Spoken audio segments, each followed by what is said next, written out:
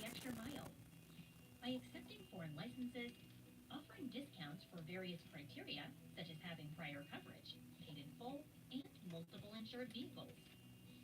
Our agents can help with customizable coverages, payment options, and policy discounts to help you find an insurance policy that works for your budget.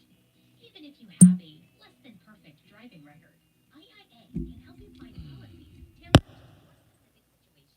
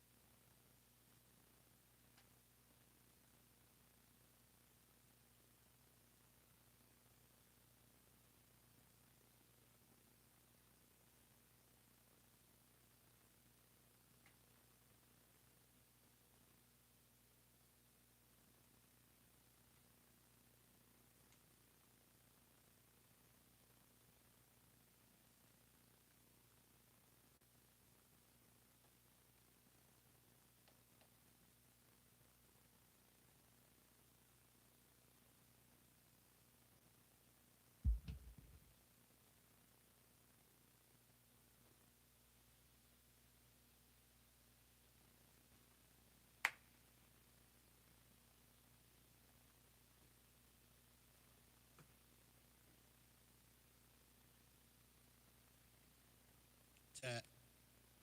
There we go.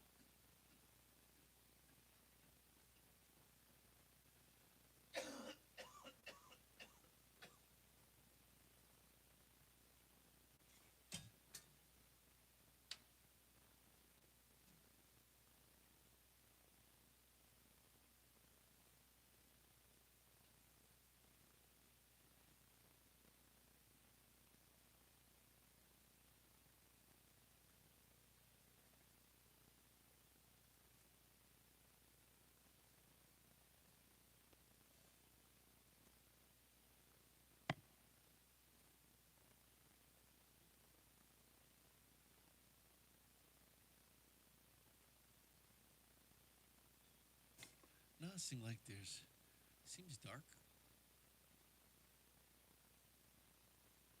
Yeah, it seems darker for some strange reason. Oh well. Oh well. It seems darker. I think it's that light. All right. Can't see my hi hat.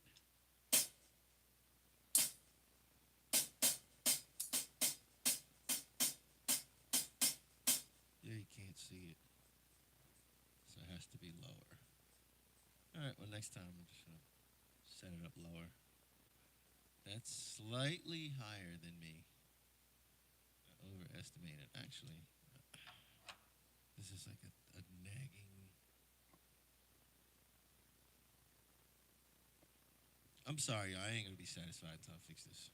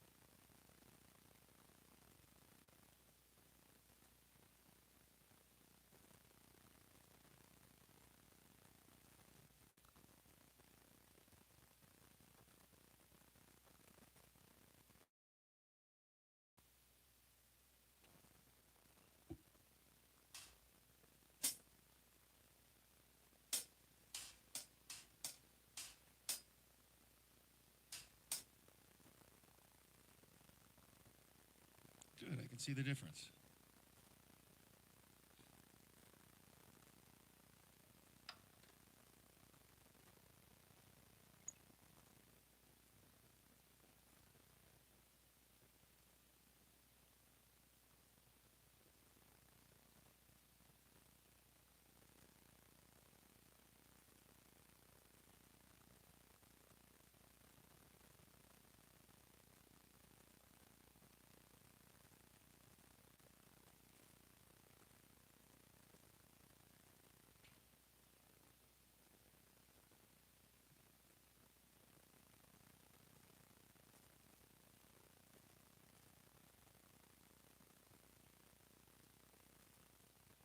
I order a lot of groceries. And while I'm streaming, I drink that stuff. Kombucha, whatever it is. If I drink Gatorade, all the salt, I'll get a headache. If I drink Powerade, all the sugar, have you bounce it off the walls. If you eat the fake sugar, this stuff is cancer causing. All right, the fake stuff is worse for you than the real stuff. Anything processed or fake or made up, it's worse than you. Even fake burgers. Just don't eat fake burgers. If you're gonna go vegan, okay, cool. Don't eat fake burgers. Don't. They're worse for you. They're worse. You might as well eat just a regular burger. Like, you know what I mean? So, but whatever. Nice, sounds nice. Oh yeah.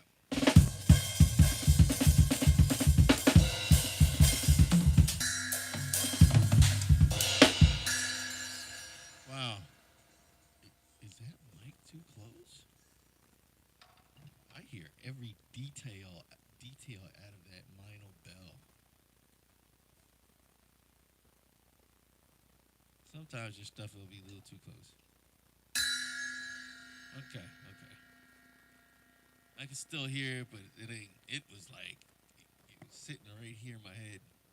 But yeah, I like to drink it. But yeah, I don't like Gatorade. I don't like Powerade. Well, I do, but I don't like what it does. So I figure I'll drink that stuff. And it's good. It's delicious. You know what I mean? I usually get the. They sell the big $8 bottles. I get like 3 now. You know, they last me for a while. But yeah, good stuff to drink. Nice and healthy. So what's going on out there, y'all? Play from who the bell toll. What? Tolls live day on the green. I don't know that. I know from who the bell tolls. We used to play that when I was like in it was like 11th grade. No, I was out of school. It's probably like 18. Yeah, 17, 18. Yeah.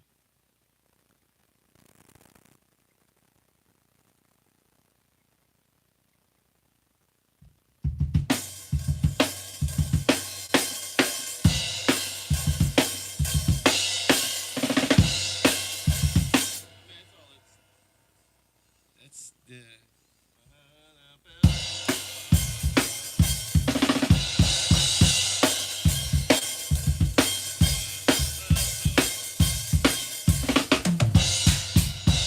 You know, that's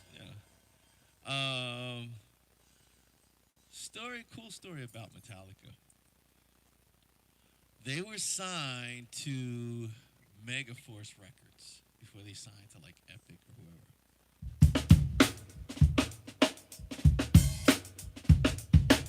Well, the name of the label is Megaforce.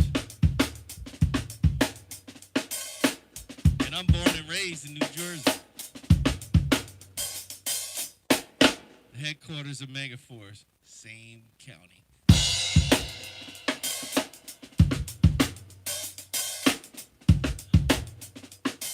Well, I used to throw a lot of parties, live bands and everything, live metal bands. Of course, my kit was the house kit. I had the whole double bass, you know, bootleg, black, wannabe Neil Peart type, you know. Well, plus I also play bass and I play guitar. This whole setup, I had this, like I've always had this, you know. As a matter of fact, I wasn't the only one.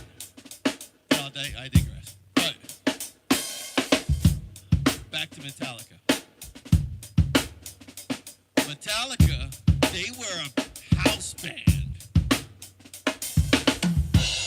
that used to play up and down the Jersey Shore.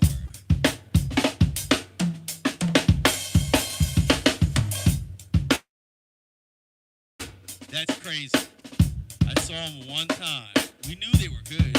In my mind, like we were, like the general crowd. It was a place in Belmar. Some dude was having a party. I got invited to it. He was a rich kid. He could afford to rent out the club, so he rented out for like a day each because like clubbing is like literally 10 minutes walk from the beach.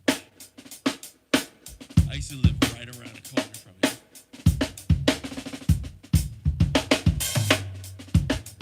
Which was, it made my walk maybe 7 minutes. I was born and raised on the shore. The resort town on the Jersey Shore. But Metallica used to charge, you know, for some cash and some beer. For real, I don't know what they charged that club today, but they were just like a local band in New Jersey. I never bothered to see who, like I would hear about them on the radio. Metallica playing at such and such and such in Saddlebrook. You know what I mean? Or like, they were like a house band, dude. They were a rockin' house band. But, you know what I mean? It was like, metal was everywhere back then, so it was nothing to see, like, tons of, there's like, I've seen so many metal bands back then. But yeah. I saw them at a day party at Club Benet in Belmar, New Jersey.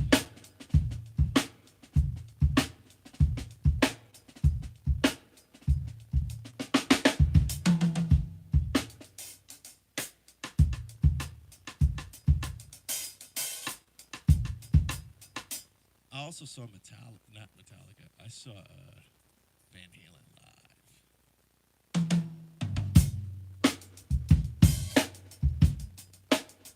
Their first tour.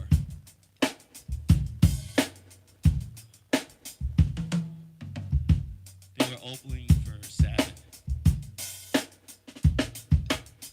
After they played, I didn't even want to see Sabbath.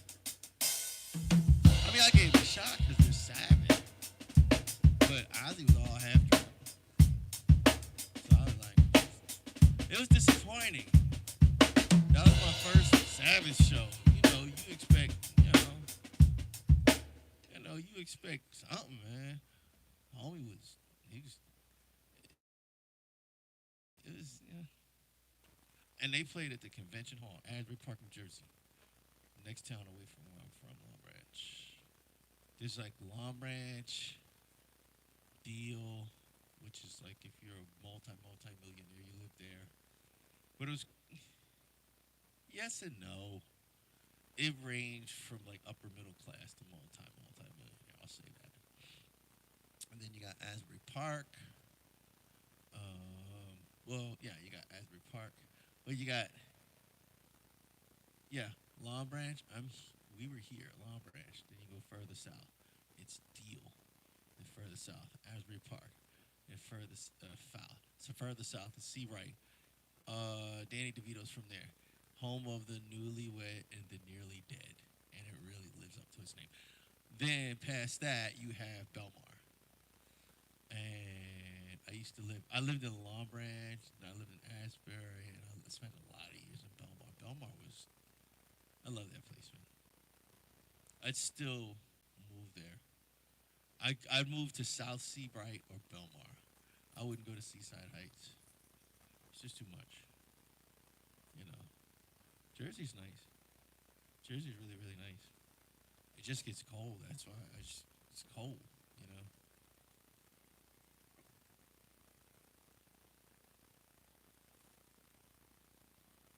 Oh, speaking of Van Halen, yo, listen.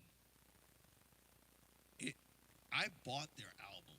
I didn't even buy it. My stepdad was part of, how back in the day they used to have the Columbia record company, the record thing, and entertainment industry is follow the leader. If something works, then another company's gonna do it. If something works over here in a record label, another label's gonna do it. So when the whole Columbia record thing, you record for $1, you know, they don't tell you that on the back end you gotta pay for all the records. But it's a record for $1. So my stepfather got it, and no, Warner Brothers did the same thing. They did the same thing, and Van Halen One was one of the albums. I don't even know what the other ones were. That's how much this album impacted me. Van Halen One, I hated it. Van Halen One and Joe Sample. That's what you got. That month, it was Van Halen One and Joe Sample. I fell in love with jazz piano, and I hated that album until I saw them live. Then I loved that album. I didn't get it was so far above my head. Eddie's playing his tone, like, and mind you, back then, man, I was listening to Alan Halsworth. You know, I was listening to Alan Halsworth by then. You know, Velvet Darkness and stuff like that. You know, no, I don't think Velvet Darkness was out yet. Tony Williams' Lifetime, Believe It, the Believe It album, came out that same year, 1978.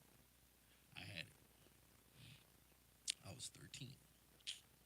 I remember, and deep into playing drums, deep into trying to learn how to play drums. So I was buying up all kinds of records, and that was one of them. And I learned that whole Joe Sample joint with Sticks Hooper on drums. I learned that whole jazz album, note for note, every song.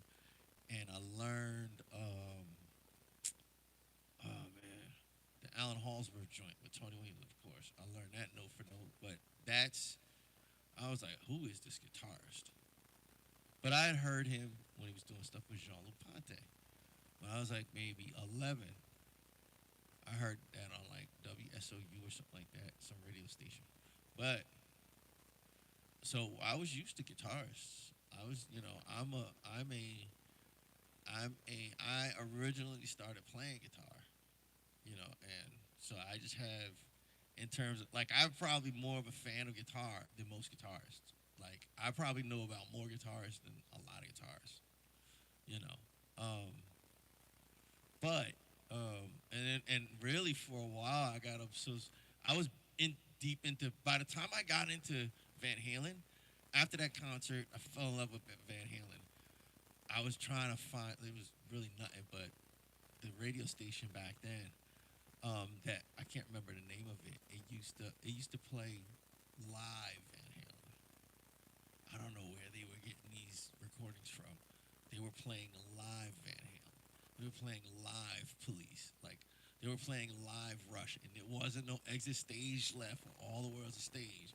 They were playing live stuff. I don't know where they were getting this stuff. I think they had a deal with the record company where the record company would get the board tapes from a great performance and send them to a record company.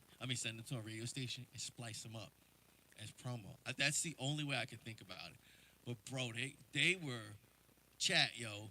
They had live joints, man. I miss that, you know. But you know, I'm reminiscing about, how radio is the joint. And really, if you really want to make money, aim for radio. Aim for radio. Certain platforms that get you, you know, closer to radio. Like, I pull up, what do you call it, app, and my stuff come up on a radio station, you know. So I'm like, that's the only real way, man. Cause no, that's not true. Direct to consumer. That's why record companies are starting to create these direct to consumer options, so to speak. But you're still signed to the label. Universal. I've known this for a while. You guys probably. They're gonna start, because what I do is I release my music through a distributor. They get a cut. They pay me the rest. They send all my stuff out to DSPs. I got like 3 albums out there. I got 2 EPs. Technically 3, but really 2. Because one's a regular 6-song EP, another one's a 3-song project and a 3-song project. But they both are part of the same. It's really it's an EP. I just split it up because there's a night side and a day side. So well, a dry side and a wet side. But that being said, I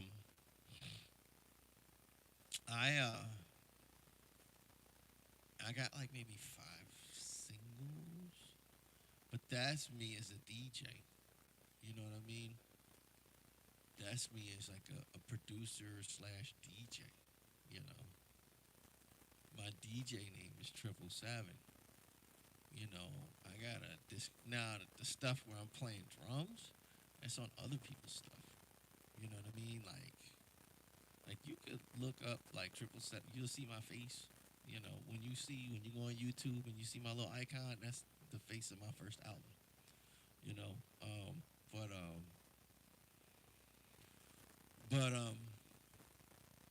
the name's kind of corny, but I like it. Digital Thoughts and Analog Dreams. Yeah. Because you do have digital thoughts. You live in the now. You have digital thoughts. You have analog dreams. Your dreams come from your past. Like analog.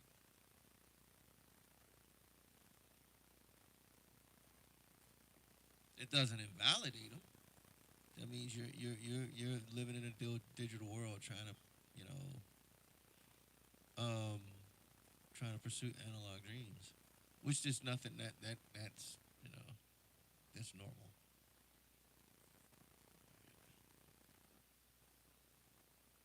I don't know, y'all. Sometimes I don't be knowing what to talk about.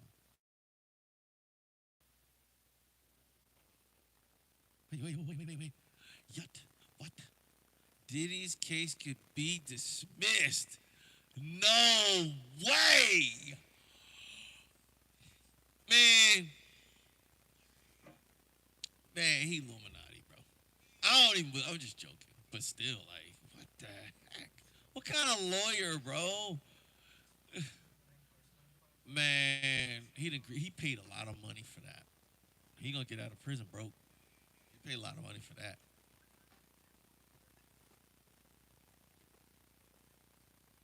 That's a backdoor deal.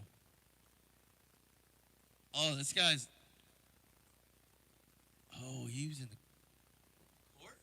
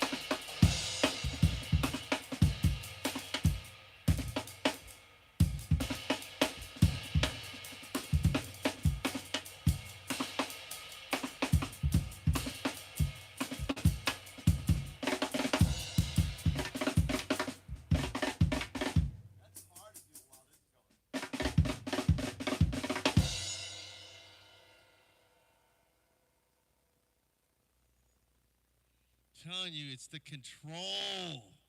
It's not the speed. The speed isn't what's hard. It's the control, man. Like the fine. Like that. That's like. It's almost like focusing on a painting,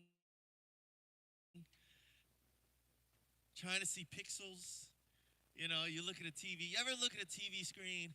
You know, you got a big flat screen, you know, and you're staring at it trying to see the pixels. That's what it's kind of like when you're squint. That's why if you'll see me play like really intense stuff, I'm squinting. I'm trying to see it. I'm trying to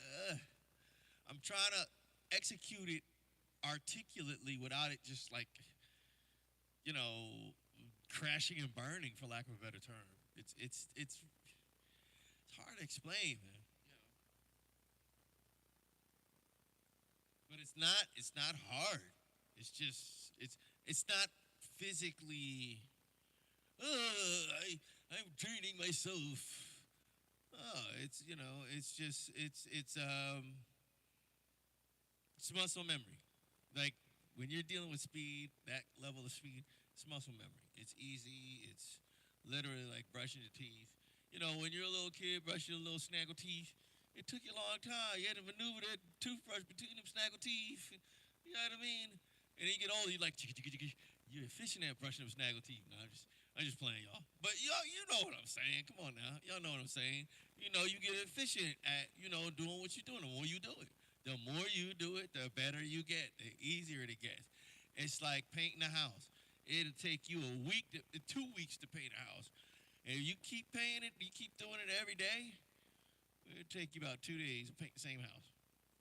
You know what I mean? Because you get good at it. Well, it's the same thing with drums. You keep playing the same thing. Don't try to play for speed. Try to play for muscle memory.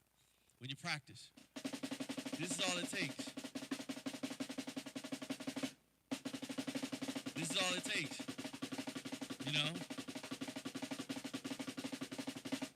That's all it takes. As a matter of fact, if you're going to do that, try to play quietly.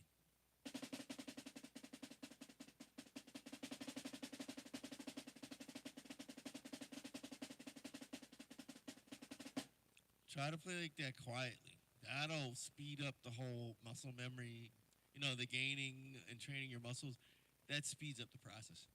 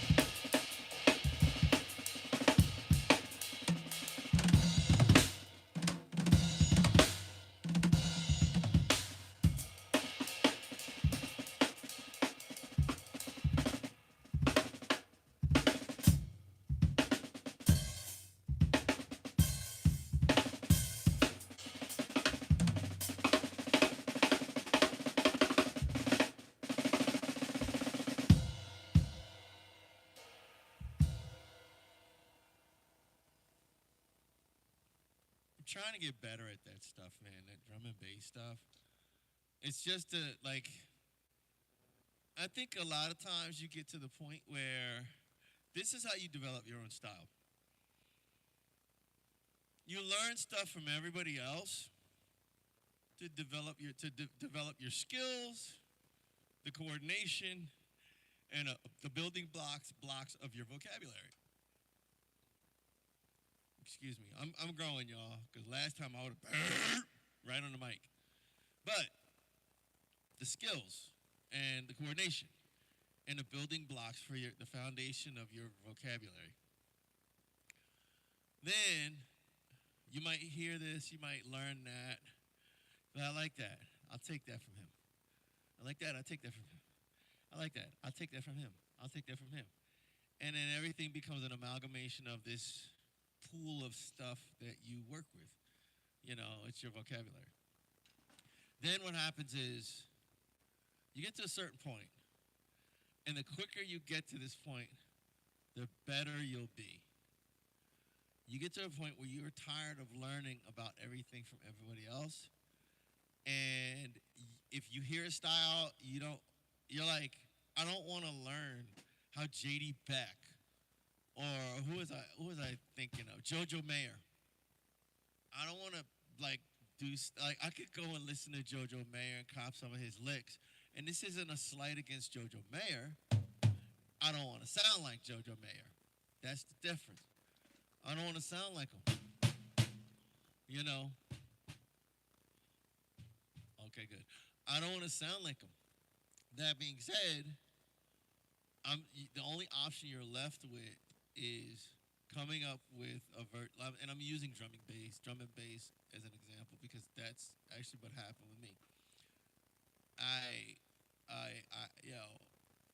I'm gonna have to think in my mind, what do I think drum and bass sounds like? Okay. Okay, what's the feel?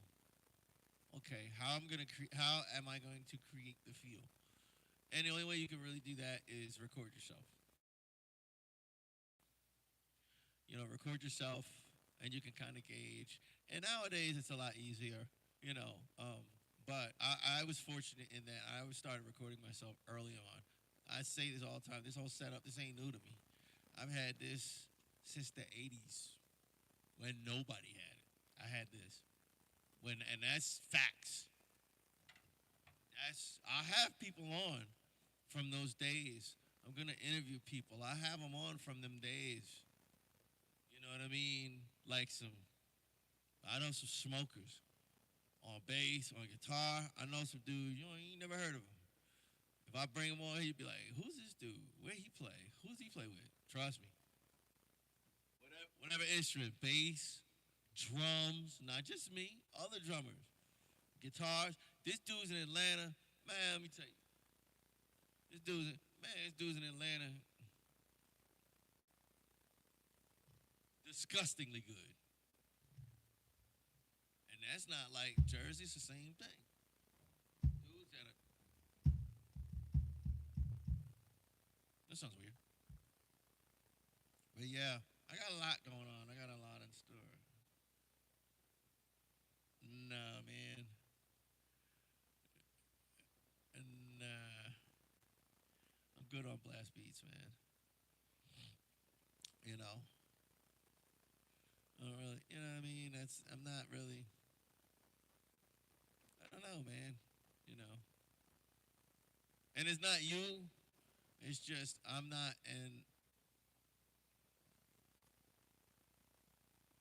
in the rock and roll phase of my life right now. Well, I am, but I'm not. I'm actually in the middle of recording a jazz album. And how can I explain this? You have to tailor your playing to the project you're playing. And what that happens, what that is if I'm playing R&B gigs, then I can play R&B. There's certain stuff I can play, but there's certain stuff that's gonna in order for me to play effectively, there's certain stuff I'm gonna have to leave by the wayside in order to focus on this. You know what I mean? Now, if I'm playing rock gigs, then I can focus on blast beats, but I'm not gonna be playing jazz, and I'm not gonna be playing R&B. You know what I mean? So I'll be playing all kinds double bass, blast beat, like you know what I mean. If I'm playing country, that's just straight rock. You know what I mean? It's just straight basic rock. You know what I mean? So it's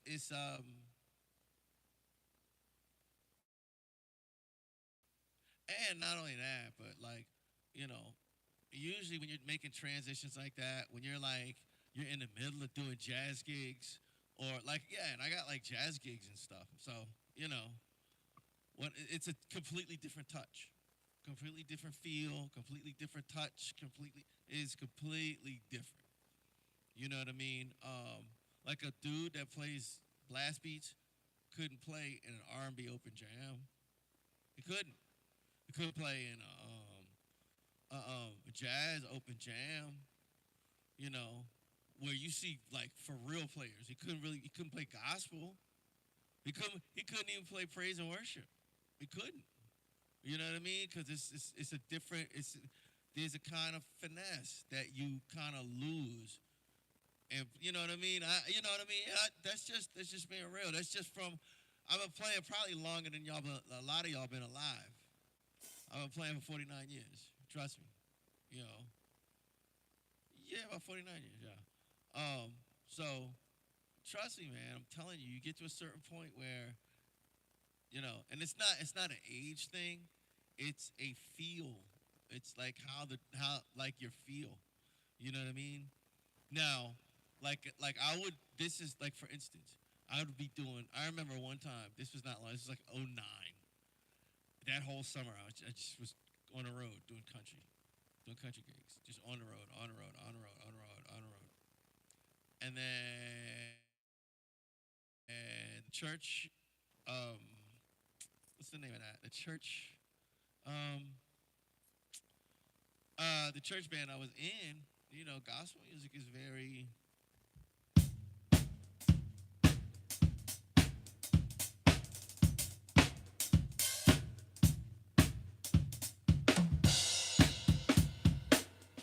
You know what I mean? So it's finesse, man. You know, um, and after it was like, okay, Mark, we need you on drums. I want to say I might have been playing bass, and then I ended up that whole time I was playing bass at church. That's why I wasn't playing drums. I think I was playing bass, and I was doing a bunch of stuff on the road with a bunch of country bands, man. I was just like a hired gun touring drummer.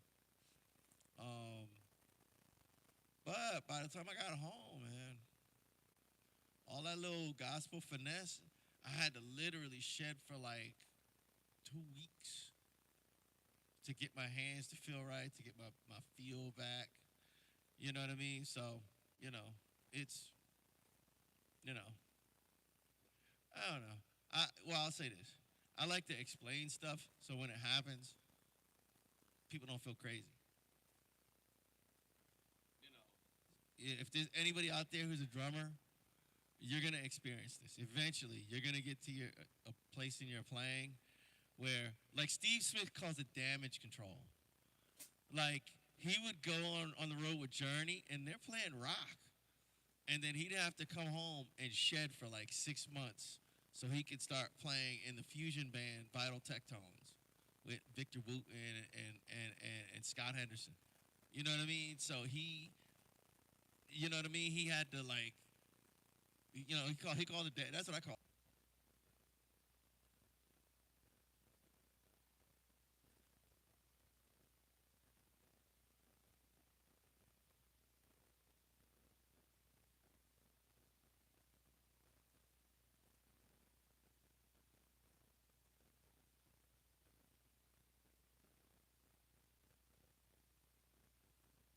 There it is.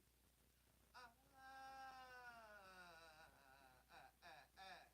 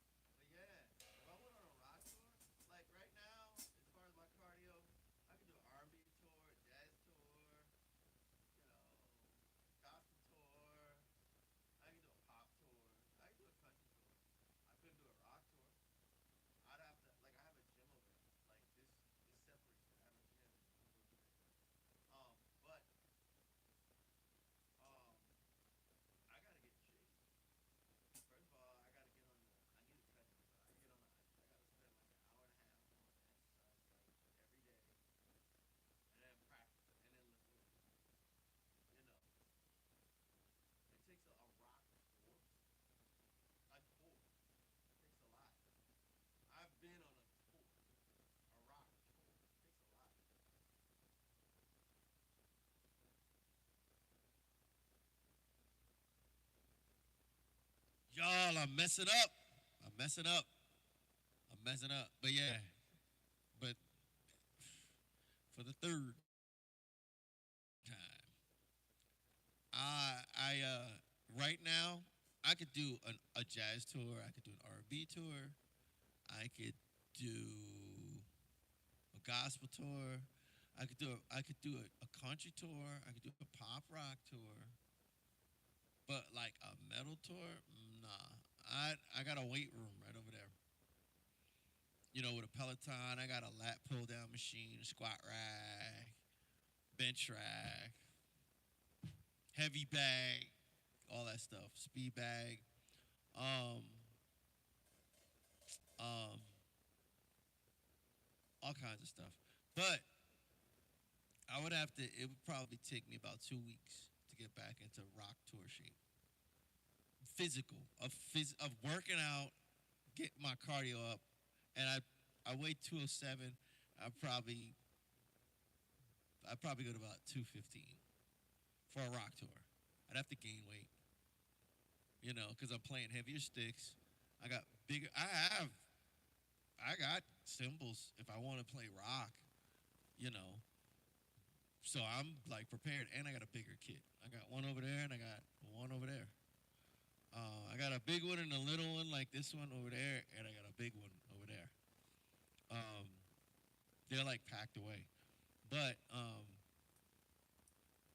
it takes a lot for a rock tour. You know, it takes a lot. You know, cause it's brutal. You know, I don't know how guys used to do it like with all the drugs they were doing. Like how? Like, and I'm not talking about like the stuff. I'm talking about like guys like Slayer. You know what I mean? And like Metallica, because I know they were. Come on now, they was on some drugs.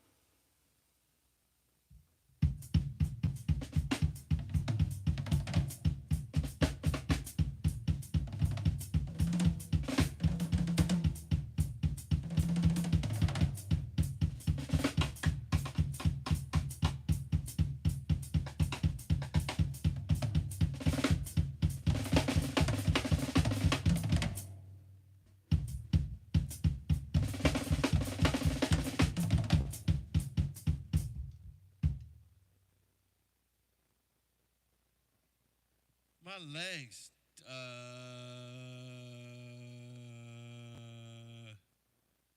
Getting in a way. My right legs. Do jig too. What are you? So what are you saying, dude?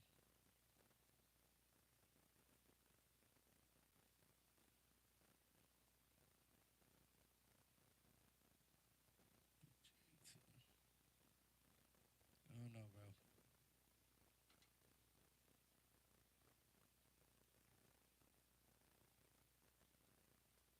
I can't get past the jig too.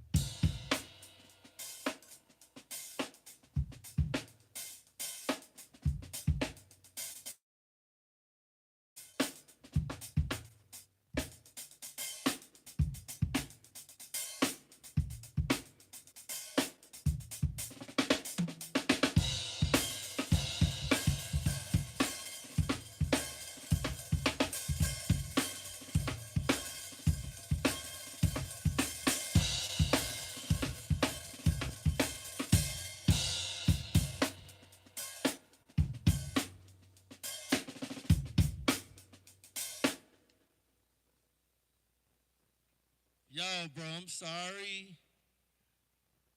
Dude, I'm telling you, man, I was touring like with country bands. Ooh, like in '09. And you said Sweet Home Alabama. I just started playing the version that we used to play all the time live. So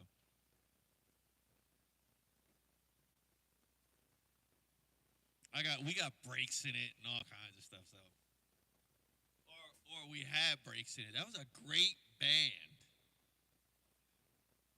That was around the time when Zach Brown.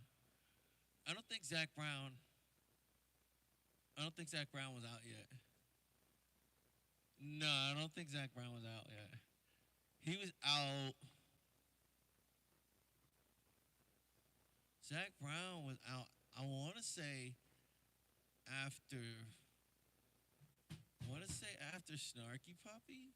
After I met Snarky Puppy, I met them down here in the A before people even knew what they. And I remember, what's his name? You know, in on the country circuit out here in Georgia. So I like the country circuit because it's like it's really close knit. It's like it reminds me of this like like the kind of atmosphere I grew up in. Is real. It's like buddy buddy. It's like you know what I mean. It's like it ain't no. It's just it's dope. You know. That's why I think that's part of the reason why I think country like will continue to thrive. Just like the whole. It's a community of musicians. You know. Like jazz used to have it, not no more. Rock used to have it. Jazz has it, but they have it in pockets. Country, it's a universal thing. No matter where you go, what city you go in, it's always the same kind of brotherly kind of musician. We're all in this together. Let's come to my house. My wife could cook. Like it's that kind of situation. So it's the southern kind of, you know what I mean. And for musicians, we get stepped on. We get kicked in the face and all of that stuff. So it's good to know that you got like a bunch of people. They all like in the same thing, and we all benefit from working with each other and not against each other, which is a lot of the pop stuff. Pop music is like that. Popular rap is like that. The underground stuff ain't like that. The popular stuff is like that because they act like pop guys. And the music companies, they pit artists against. They find somebody that looks exactly like somebody else, and they say you're better. No, you cloned him after him. What are you talking about? Like, but yeah, they do crazy stuff like that.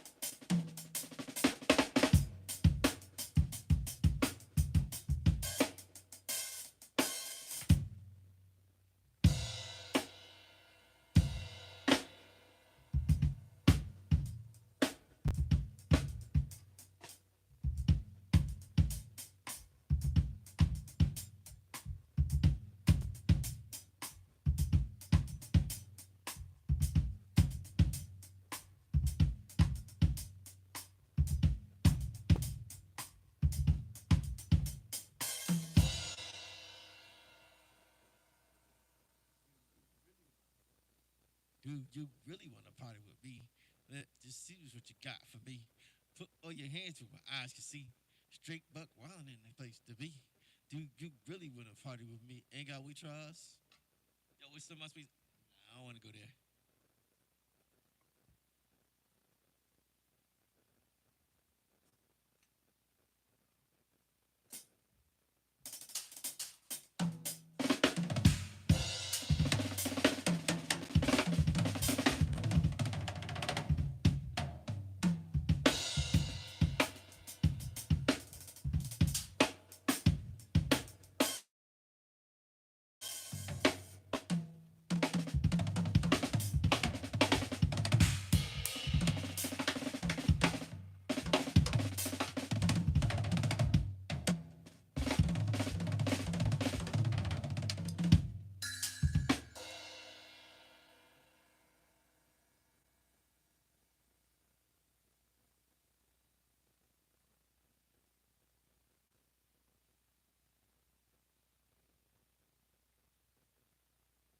Thank you, thank you, thank you.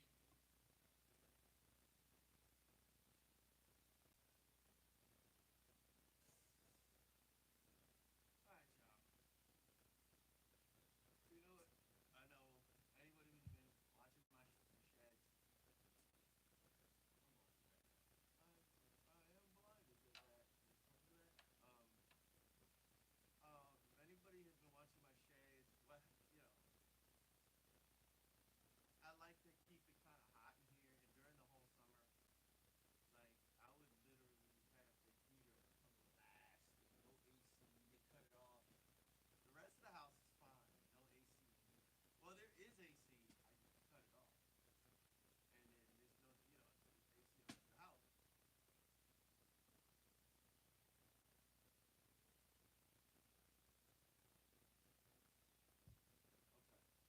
Um, but because usually I like it nice and hot. Yeah, I'm like, all right, man, good. I had the heat pumping in here, and now I feel like, cause you know what? I don't feel like sweating. That's what it is. I don't feel like sweating, cause then I gotta change my clothes, and then when I get off steam, I have to go upstairs, take a shower. I don't feel like taking a shower. I already took a shower this morning. I don't wanna. I'm lazy, and I don't wanna walk around funky. But it's hot in here. But I wanna play. But I can't because it's hot. And I don't wanna sweat. Because if I do, I gotta take a shower, and I don't wanna take a shower because I'm lazy. Y'all see what I'm saying? It's like a vicious cycle of laziness.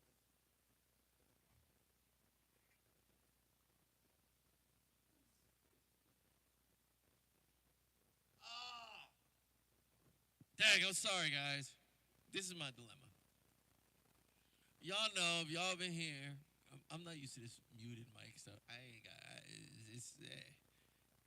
I'm not used to talking. But that being said, um, okay, um, y'all know me. If y'all been watching, I usually cut off the AC, not to the rest of the place, but to this, because there is AC in here. I usually just cut it off,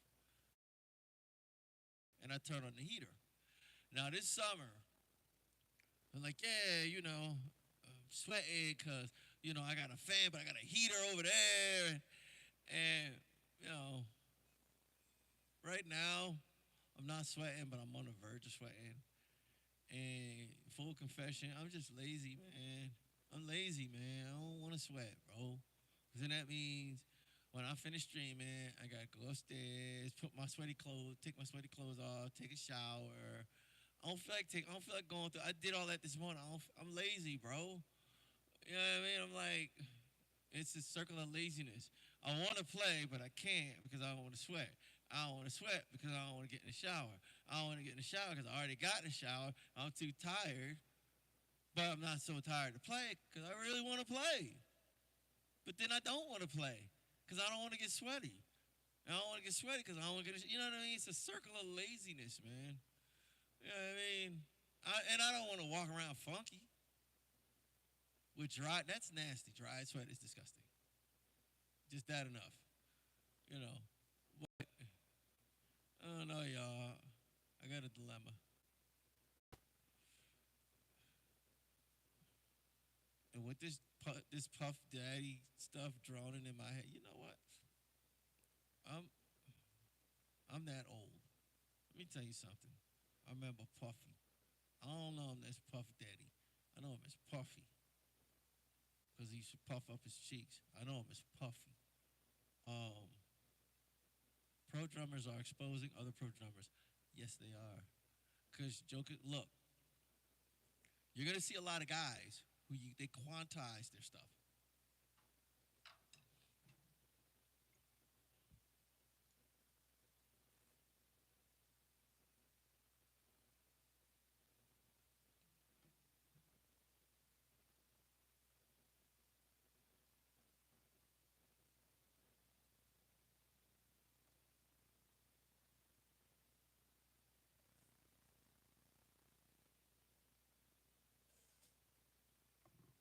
I don't know if I know any jungle bees. Um, I mean, I suppose if I heard them, I could just play them. Um, you know what's crazy? One of the reasons why I do what I do is so you can never say I overdubbed anything.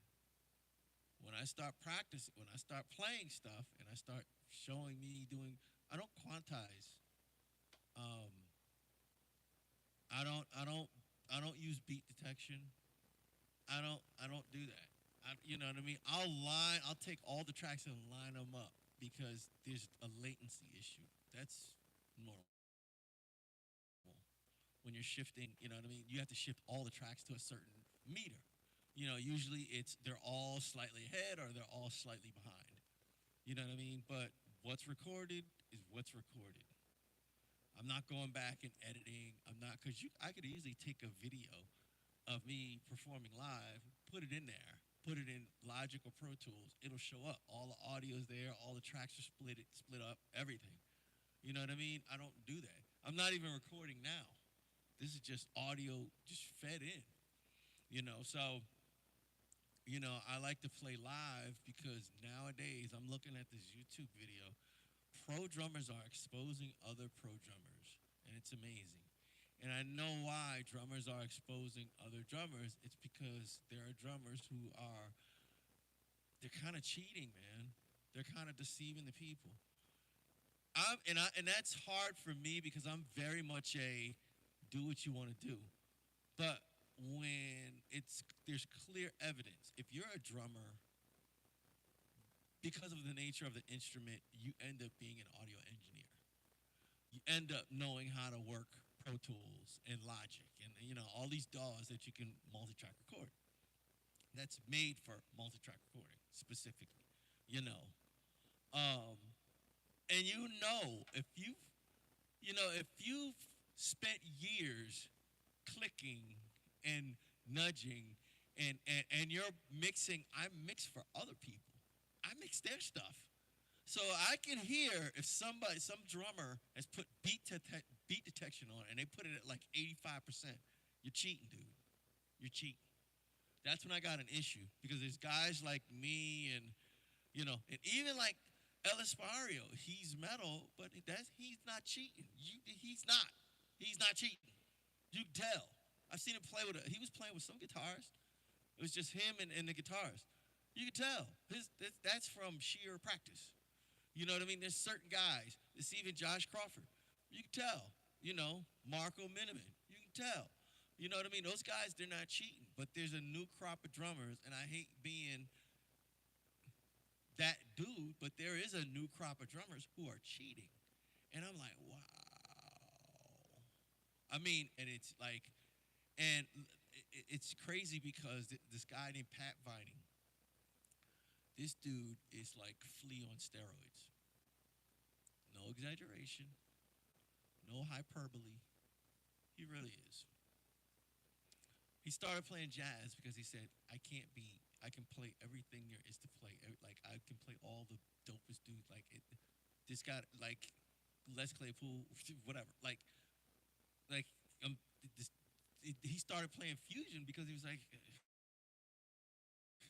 do a lot of stuff. But that being said, he played a song that he had. He wanted me to play on it, and his friend played on it, and his friend was a drummer and he's an audio engineer, of course.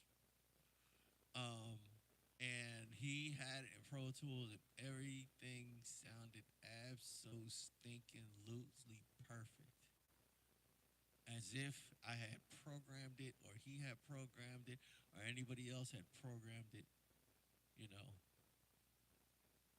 in Logic or FL Studio. That's how perfect it was, you know. And this guy, you know, he played it because my friend Pat was there when he played it. Um, but you couldn't tell. Now, I'm also a proponent for digital. Um, well, I think you can tell now. I think digital's gotten so good that it's um, I don't know. Digital's gotten so good that it's revealed its flaws. That's the only way I can kind of explain it. Which is why a lot of people going back to analog. Um, but you know, there's something to be said, man. Like I'm not the anti-digital person. Matter of fact, I'm pro-digital. Makes it easier, you know. And no, if you do it right, if you're recording in a digital domain, you know what you're doing. Nobody can tell. You can't tell the difference. You can't. You can't tell the difference. Now, you can tell the difference between the plugins and the actual gear, you know. But you can't tell if it was recorded on tape or, you know, you can't tell. Tape, you can deal with tape hiss, you know. But even now, you know, if I get a plug-in and I put Kramer tape on it, it comes with the tape hiss. So, you know, a lot of stuff. It's like you know, it's emulated even down to the tape hiss. So you know, you're still even it's if you think it's analog, it's digital. It's just emulating analog. Digital's got really far. It'll never be analog because like a copy will never beat the original. But it's pretty good, you know.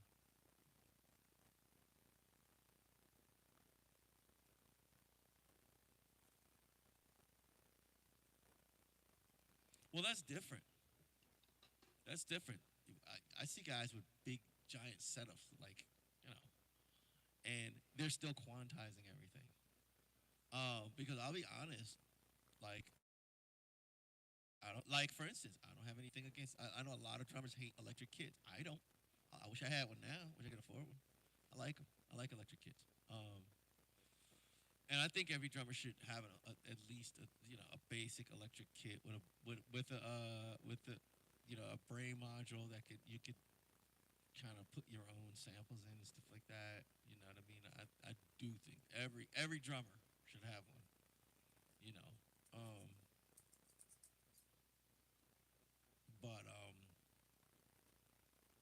but yeah, I mean for years that's what I played. I played because I'd stopped playing drums for like man, I stopped playing drums man for years, bro. Probably like 10 years.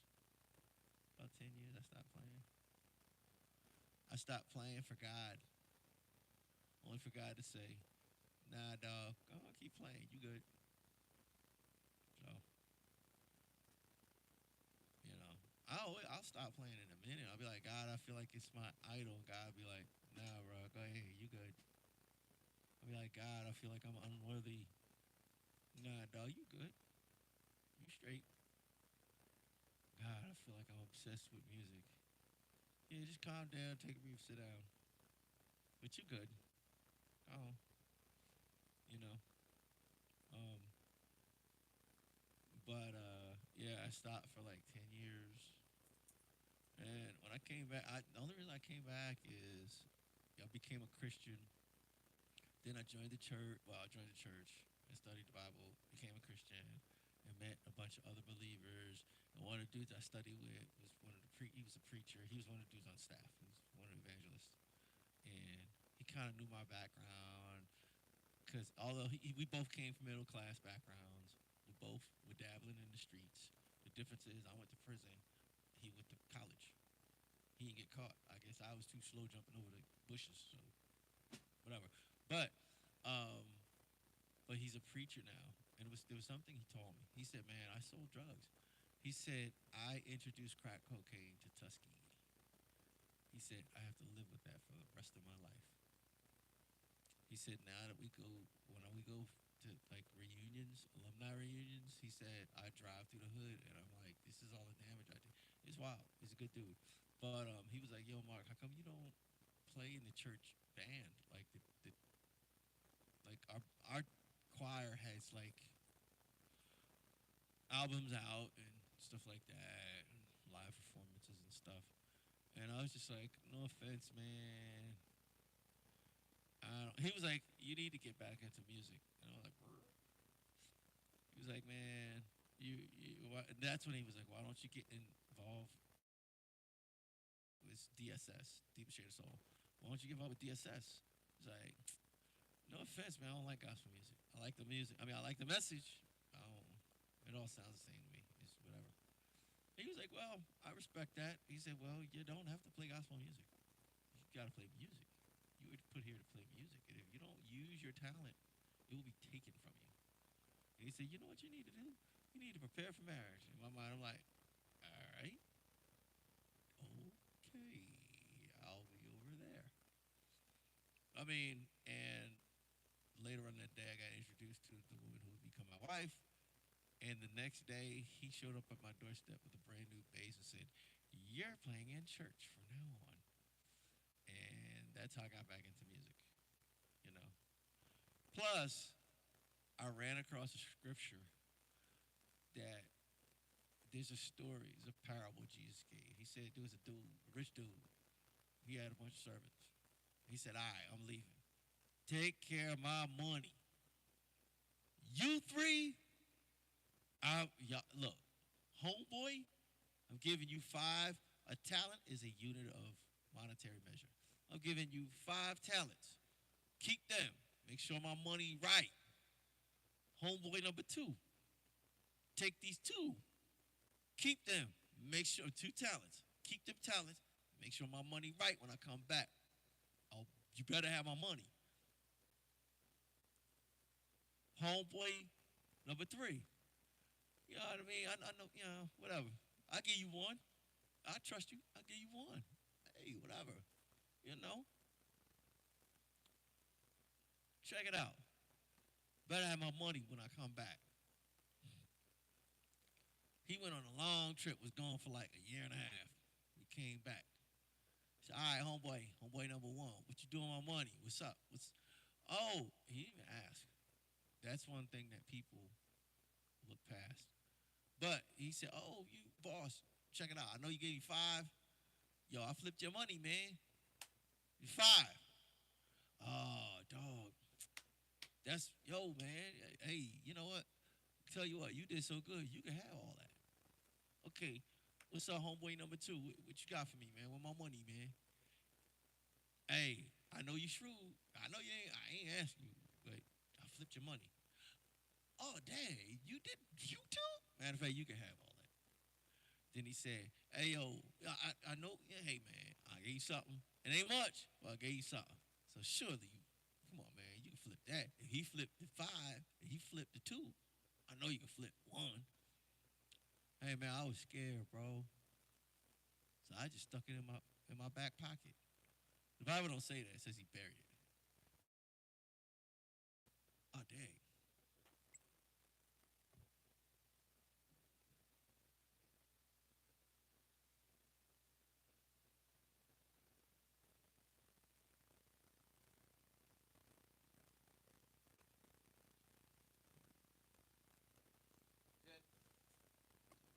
Then he was like, "Yo, I know you scared. I know you shrewd. I stuck it. The Bible says he buried it. Jesus said he buried it. My version is like, yo, man, I stuck it under my mattress, you know." And he was like, "Bruh, you wicked, lazy fool. You could at least put it in a bank and it would have gained interest. And that's what Jesus said. He said you could have put it give it to the lenders and it's where it could gain interest. You know, you could have put it in, and then he took his one talent and gave it to the dude that had five, and he kicked him out. And when I read that, I said, okay, God, I get it. I get it. And I was off to the races playing bass, and for a while I was doing bass gigs in Atlanta, in and around Atlanta. You know, nobody knew I played drums. You know, now I would play. The band director was the drummer. I would play. He knew I played drums, but nobody else knew. You know, and it was like that for years.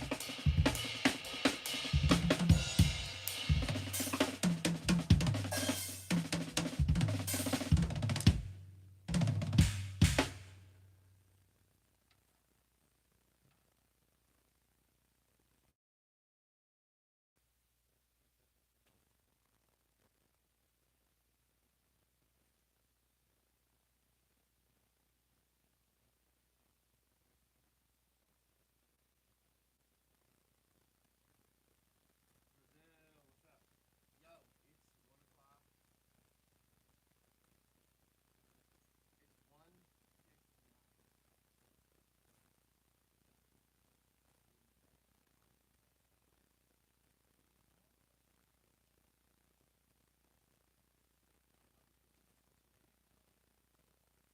It's 1:59. I'm growing, y'all. I'm growing. I'm not burping in the mic. You know, I'm not burping in the mic. But yeah, I got the good now. All my people, I love y'all in chat. I love y'all for real. Well, I'll be back. I will be back. I will be back. I will. I'll be back. Ah. Yo, I'm not. I'm telling you, I'm not used to this. Listen, guys, I will be back. I'm hungry. I'm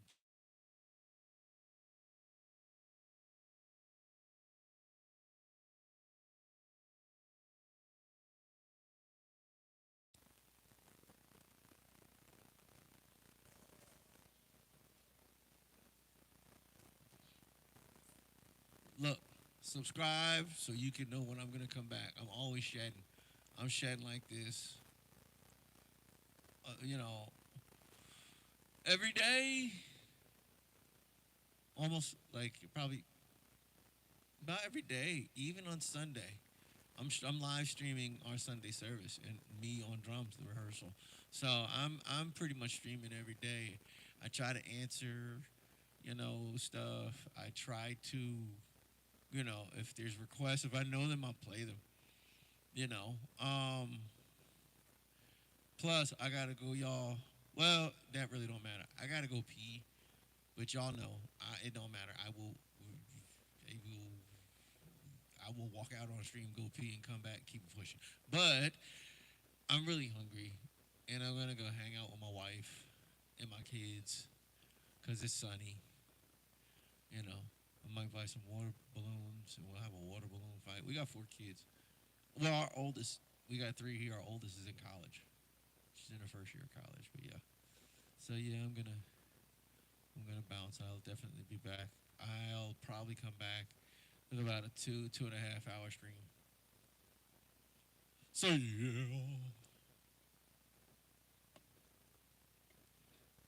You're welcome, Mike.